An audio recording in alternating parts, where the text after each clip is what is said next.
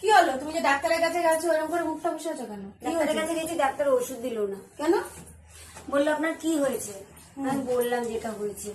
আমি বললাম ডাক্তার বাবু, খেলে না আমার খিদা পায় না, ঘুমালে চোখ বন্ধ হয়ে গেলে আমি কিচ্ছু দেখতে পাই না।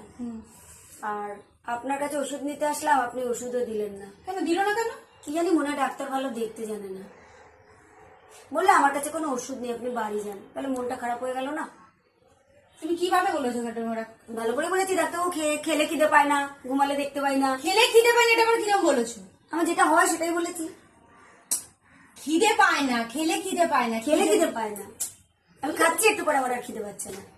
খিদে পাচ্ছে না? না, ঘুমাচ্ছি, একটু পরে আর ঘুম পাচ্ছে না। তা ডাক্তারবাবু তো ভাবছে তুমি রাজার অসুখ হয়েছে, তুমি তো কথাই ঠিক করে বলতে পারলে না। তা ডাক্তারবাবু কি ওষুধ দেবে? ডাক্তারটা ভালো না দেখে অন্য ডাক্তারের কাছে যাবে। অন্য ডাক্তার কাছে যাবে?